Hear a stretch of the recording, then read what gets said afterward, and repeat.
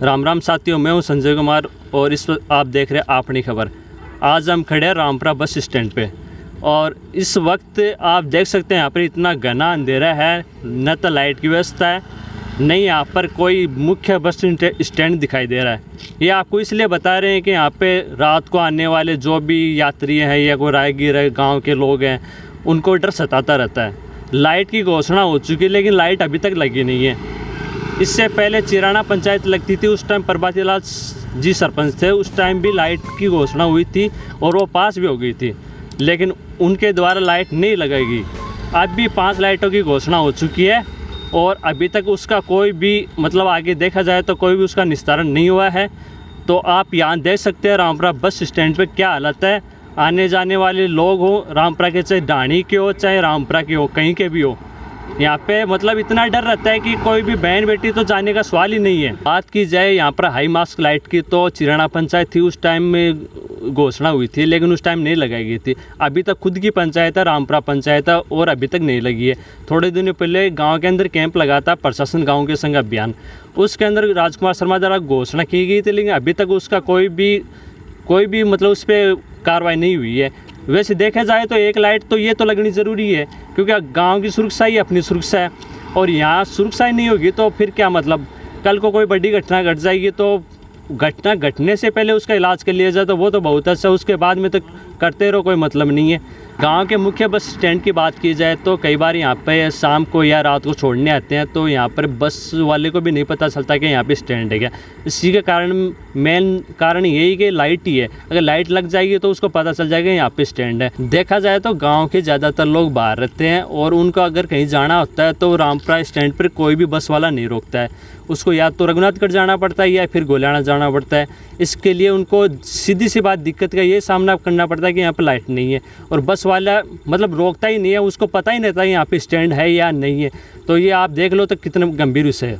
एक और मुख्य बात यह है कि शाम 6 बजे के बाद जो भी आता है, चाहे बहन बेटी की बहुत दूर की बात, अगर आदमी भी आता है ना तो वो भी यहाँ पे डर जाता है, क्योंकि यहाँ पे अंधेरा हो जाता है। अंधेरा होने के कारण वो उसको डर लगता है और बहन बेटियों को तो लेने आना पड़ता है यहाँ पे। और कई बार रात को कोई कहीं जाता है या कोई दूसरे गांव का होता है तो उसको भी बहुत परेशानी का सामना करना पड़ता है। थोड़े समय पहले ये आप किक्कर देख रहे हैं ना, सामने किक्कर है, उसके ऊपर एक फांसी लटकाया हुआ था, एक बंदा जिसको मारा गया था।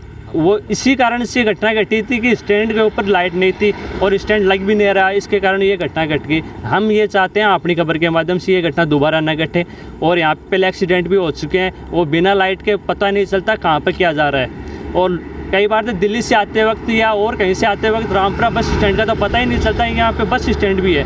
इसलिए नहीं पता चलता कि ये कोई लाइट नहीं है, कोई दुकान वगैरह नहीं है, इस कारण से ये घटना घटती रहती है। और हम यही चाहते हैं कि जल्दी से जल्दी हाई मास्क लाइट लगे और सरपंच इस पर ध्यान दे, क्योंकि डॉक्टर राजकुमार शर्मा विधायक द्वारा यहाँ पे घोषणा हो चुकी है।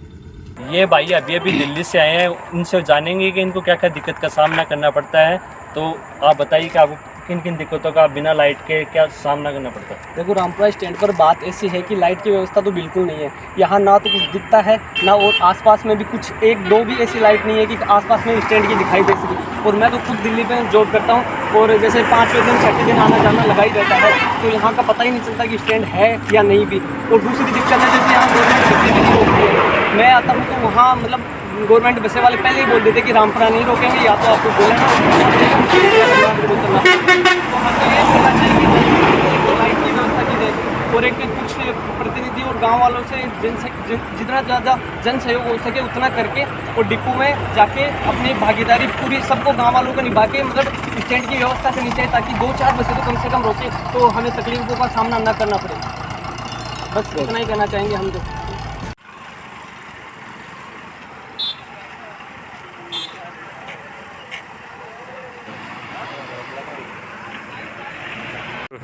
ये देखिए आप, अभी एक बस आई है, उसमें से पढ़ने वाले बच्चे भी काफ़ी ज़्यादा है रामपुरा से, और इनसे हम जानेंगे कि इनको क्या दिक्कतों का सामना करना पड़ता है, क्योंकि ये काफ़ी देर तक आते हैं। आप बताइए। हम रात को 8-9 बजे बाद में आते हैं तो पूरा अंधेरा रहता है और कुछ दिखाई नहीं देता, तो बहुत ही स्टूडेंट जाते हैं, पर हमारा क्या टाइम अलग है थोड़ा, तो हमारे घर वाले नहीं आते हैं तो दिखता भी नहीं। और कभी बस आगे पीछे उठा देते हैं तो हमें दिखता नहीं। देखा जाए तो IIT और नीट की तैयारी करने वाले काफ़ी स्टूडेंट रामपुरा से सीकर की ओर जाते हैं, तो काफ़ी लेट हो जाता है, उनकी कोचिंग वगैरह का टाइम भी बहुत लेट तक चलता है, तो इस कारण समस्या का सामना करना पड़ता है। आप देख सकते हैं रामपुरा बस स्टैंड पर लाइट नहीं है, लाइट ना होने के कारण क्या क्या दिक्कतों का सामना करना पड़ता है ये हम जानेंगे। यहाँ पर खड़े हैं, ये रामपुरा के ही हैं, इनको से पूछेंगे कि आपको क्या क्या दिक्कत का सामना करना पड़ता है। हमारे दिक्कत सामने ये हम लोग कहीं भी आते ना, इस गांव का पता नहीं पड़ता है, स्टैंड पर स्टैंड है या नहीं है मालूम ही नहीं है इसका। और यहाँ कोई 8-9 बजे बाद में कोई भी लेडीज आए उसका भी कोई इसके अलावा और भी मतलब शाम 6 बजे के बाद में तो बहुत ज़्यादा दिक्कत हो जाती होती है, और बस वाले भी कमी रोकते हैं। कमी ये रोकते तो हैं। कोई लोकल वगैरह कोई ये मालूम ही नहीं चलता है ये स्टैंड है कि नहीं है। कोई यहाँ लाइट का प्रॉब्लम, लाइट भी नहीं है, कुछ भी नहीं है, मालूम ही नहीं है, अंधेरा पूरा। हम यही चाहते हैं कि जल्दी से जल्दी हाई मास्ट लाइट लगे और सरपंच इस पर ध्यान दे, क्योंकि डॉक्टर राजकुमार शर्मा विधायक द्वारा यहाँ पे घोषणा हो चुकी है।